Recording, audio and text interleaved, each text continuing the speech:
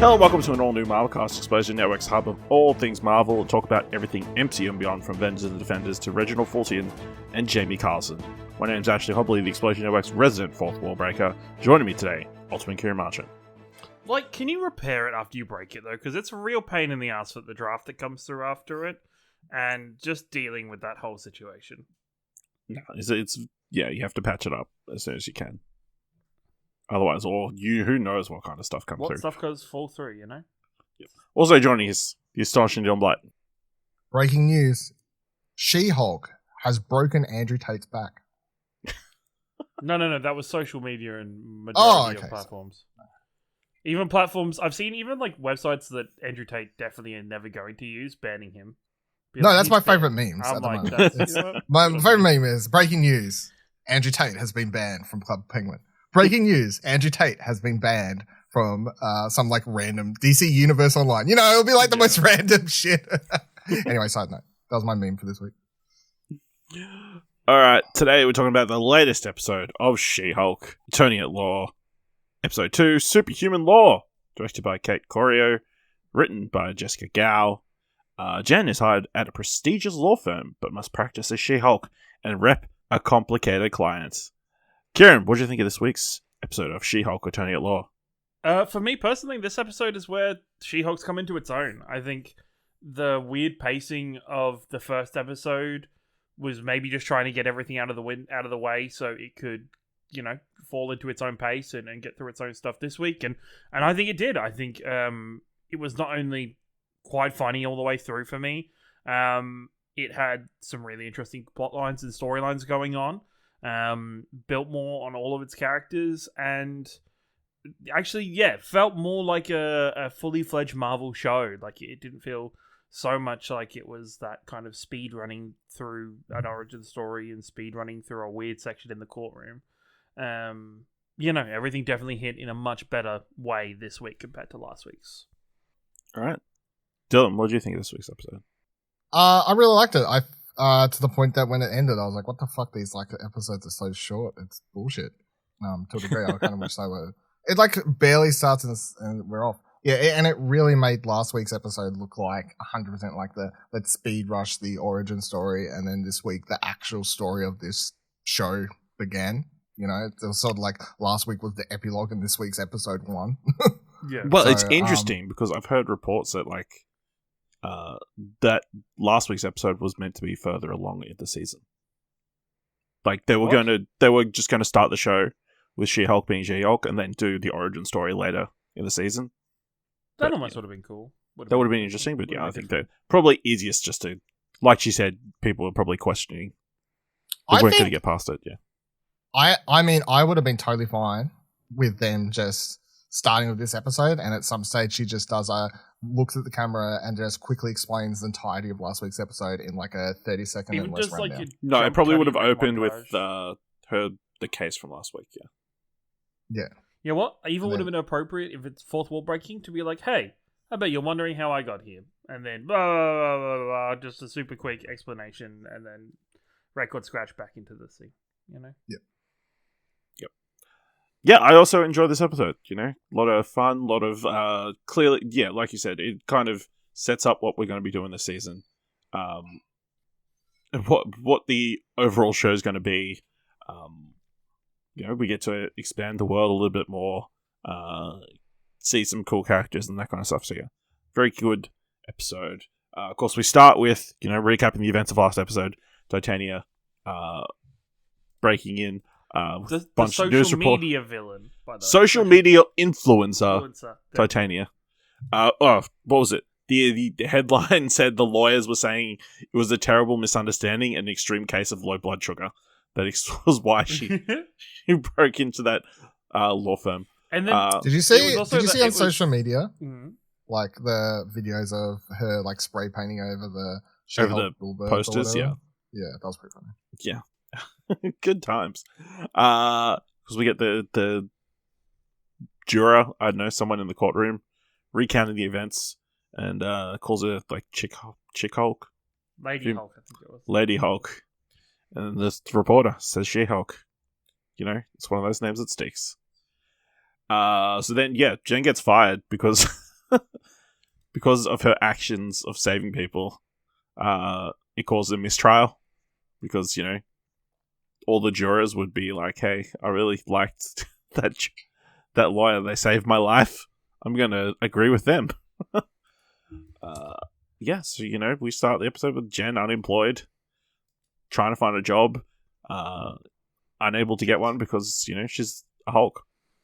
Before we get to that, I was going to say my favorite part was her being like totally sober as the Hulk, and then as soon as she switched back to her like, human form, her just being completely all the drunk alcohol and falling over, and then we're like, metabolism. Whatever. It was like, I thought that was good fun. Highly inappropriate location to fire somebody, though. In a bar while they've been drinking.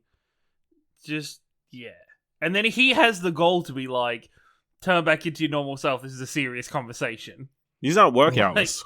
Like, mate. He just didn't want to get punched, I actually should have taken that up with HR. Fair work. Did they have that in America? Unlawful dismissal, Yeah. No, she is a lawyer, so you'd think...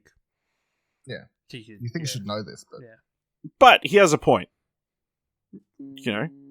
There's a point. You don't lose one trial then instantly get fired. No, but then every single trial, they'll be like, everybody's going to agree with... Every juror is going to agree with the She-Hulk because she's a superhero. You know what I mean? Yeah. So yeah. Nah. You don't think if She-Hulk was representing somebody, you wouldn't agree with?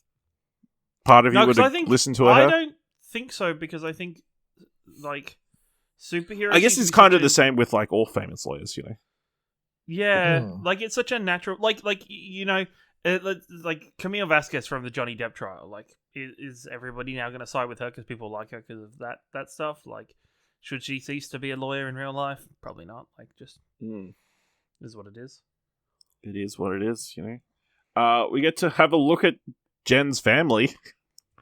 Her mum and dad, and her another cousin, who I'm guessing is not maybe from the other side of the family.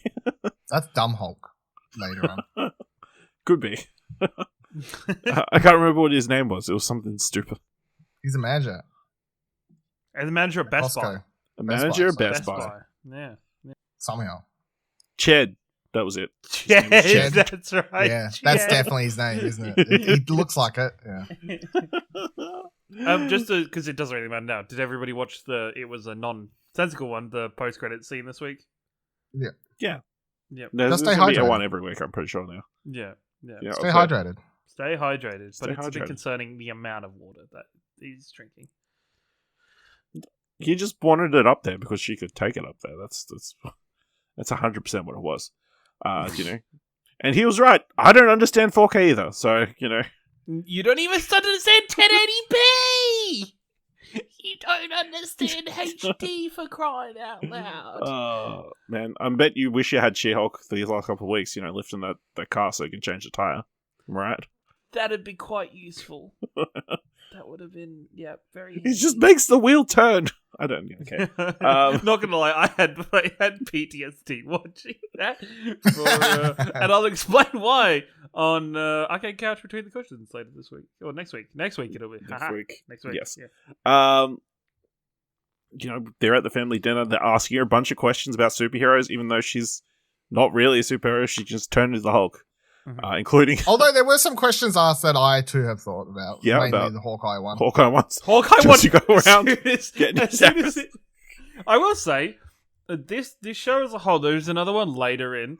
The show as a whole does a really great job of asking questions that maybe you haven't thought of or you think of in the moment, and then they ask them immediately following, and you're like, damn, that is a fair question. They're asking the questions that I've thought of, but I assume that I'm just not supposed to think about because the movie producers just really don't want me to think about. But now they're bringing it to attention, so I'm like, well, you can't judge me now.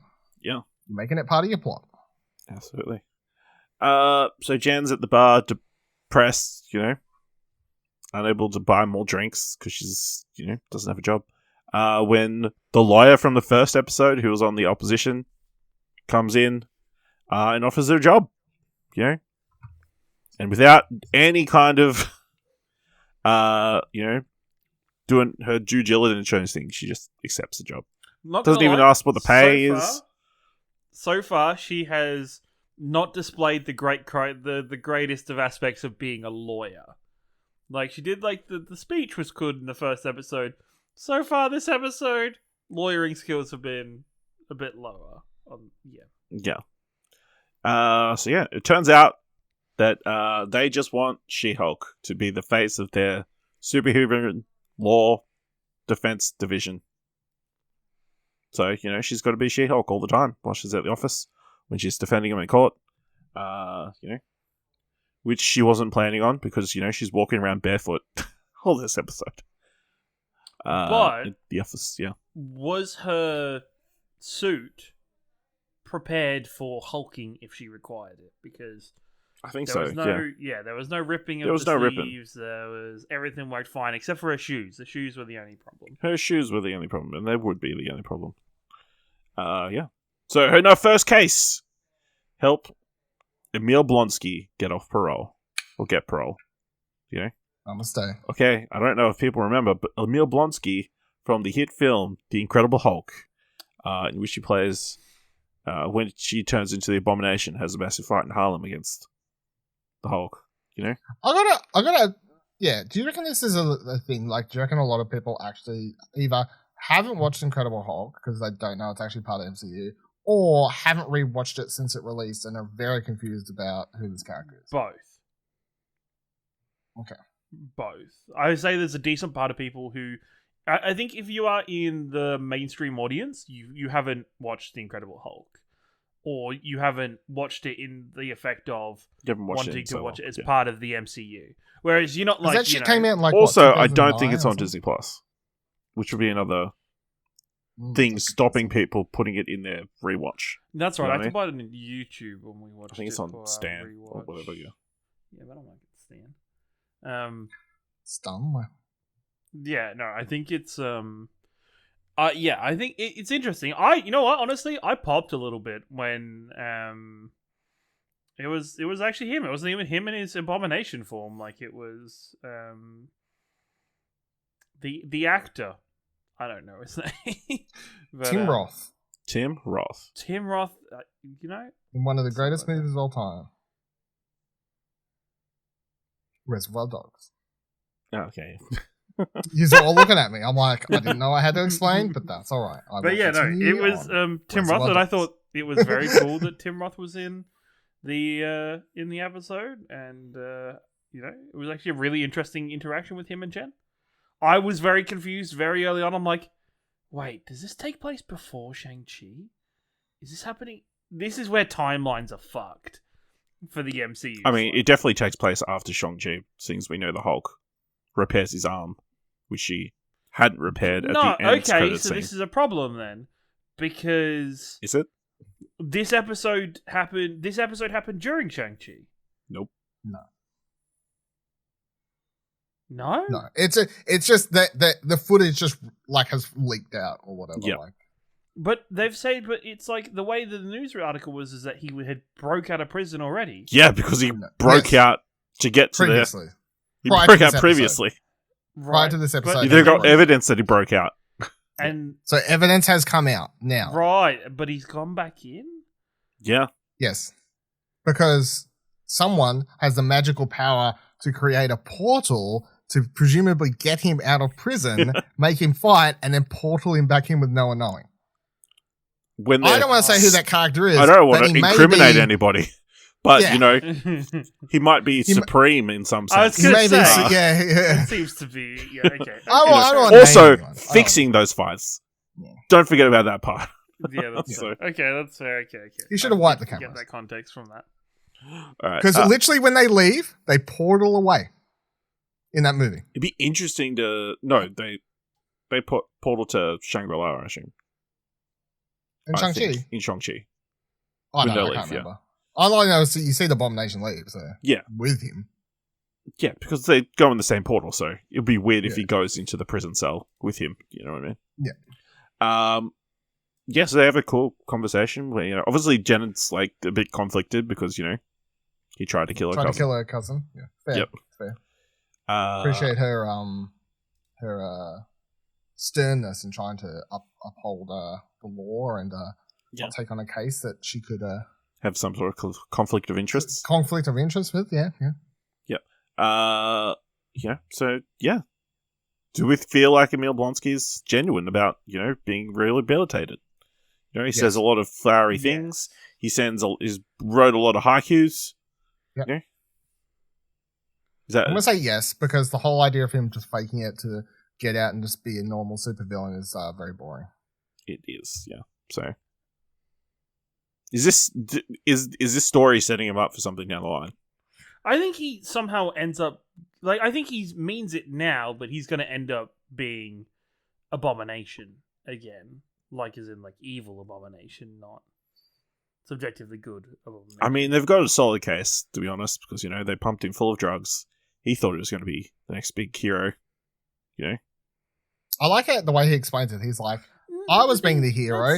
I was going out to save that guy. I was told he was the villain, and now that guy's a hero on TV. I was like, you know what? He's actually right. But didn't the last? No. But the thing is, right? The set of experiments that he undertook was without the government supervision or permission. That was no. Thunderbolt Ross made him do it. Yeah. No. The last set where he was talking to. He went too far. He did more by himself, yes. Yeah, he did more by himself. He did more by himself, and he didn't listen to orders. But, I feel like there's still some... there's still some, he's not 100% in the clear. He was given some heroin and told only to take one shot. And he took like 5. No. It's he got given medicinal heroin, and then he's like, man... I need more, but they're not going to give me any more. I need some heroin straight from the heroin tree. Yeah, I'm going to go find me a Heisenberg of my own. Yeah. So Jen calls Hulk, just to clear it up, just to let him know in case he has any problems with it, even though she's completely agreed to take this job. It's just, letting him know that was happening. So that was a fun scene. And it turns out Hulk's in space, He did chase up that Sicario. We skipped over my favourite section of this episode, which was, we pasted it out. It was a long time. I was a different person back then. Literally. I was well played, everyone. Well played, because I would have loved He literally was a completely different 100%, person. 100%. It was Fight Clubbed. But... Yeah, no, I appreciated that line because, of course, once again during the episode, I was like, "How does that interaction go effect? Do they just act like Mark Ruffalo was Ed Norton?" And they've always just acted like that, though. I know they have, but I was just this is now that we've got Tim Roth in the show. It's like it continues to now put more of a spotlight. Well, we've always had Thunderbolt Ross though, is the thing. And he was from the Incredible Hulk, but we've never had Thunderbolt Ross interact directly with the Hulk. Because Thunderbolt Ross was in Civil War. It was never, hey, how was your daughter? I guess not. She's still single? So Thunderbolt Ross is... She ended up marrying Ty Burrell. Thunderbolt Ross was only in Civil War, right? And maybe... No, he was in Civil War. He was in either Infinity War? Yeah. So the two movies where Hulk is not on Earth for those interactions whatsoever. Yeah, I feel like he was in something else as a cameo role, but definitely those two. But yeah, but those... I guess those two is the Hulk is just far and away from those. Yeah. Moments. Or is this whole leading up to Abomination being in the Thunderbolts? Oh yeah, I'm pretty sure that's what it is. Yeah. Which is a lot more interesting than bad guy. Just straight bad guy. Thunderbolts are still bad. Yeah, but they're not straight. I just want to destroy stuff for fun. Yeah. So of course, then like we've been saying, she accepts the job. Her boss is like, "Hey, turn on the TV," and the scandal has broken that Abomination has broken out of prison previously. Can I say, what a shitty boss? Lets her be like, "Yes, I'll accept the job. I'll do it," and then it's like, Yeah, turn on the news, hat sucker. Hangs up the phone. I do like it though. He's like, that's great to hear. You may want to turn on TV. Hang up. Hang up. Like, it's just, yeah. It's. I like that 4-4 breaking though, the way like because before this show we was talking about like, and it was like, oh, how's it different to Deadpool? It's because like she's not really making quips and about. She's just like it's monologue, like her inner thoughts, just towards us as the thing. So instead of like being like, oh, doesn't this suck? It's not a question. It's just like she turns to us and goes, well, shit. Like it's not like a question. It's just a remark that she's thinking. We also have that long monologue through the office while her boss is talking, where she doesn't know the question. Yeah. Which again, she's not really talking to you and being like it's just like it's her inner thoughts just directed at the audience. Yeah. Agnostic. Yeah. I was like, agnostic, that's an interesting word to choose to randomly answer a question. Sure. Yeah. Yeah. So any other thoughts on this week's episode? Anything else we feel like we need to discuss? No, it was good. No. Came for more. It was great. More excited after this week's episode than last week. So Yep. Clear I like vision. last week's, but Clear vision where we're going this season. So yeah. I guess. Now we're like, cool. All right. All right, let us know what you thought of this latest episode of She-Hulk by going to explosion.com/Twitter or jump into our Discord at explosion.com/Discord. If you want to help us out here at All New Marvel Cast, leave us a review on Apple Podcasts and Podchase, or leave us 5 stars anywhere you can leave 5 stars, or tell people about the #1 Australian-made MCU podcast on the internet. And if you really like this episode and thought it was worth $1, head on over to our Ko-fi page at explosion.com/support. All right, well, make sure you watch next week's episode of She-Hulk and join us next time for another All New Marvel Cast.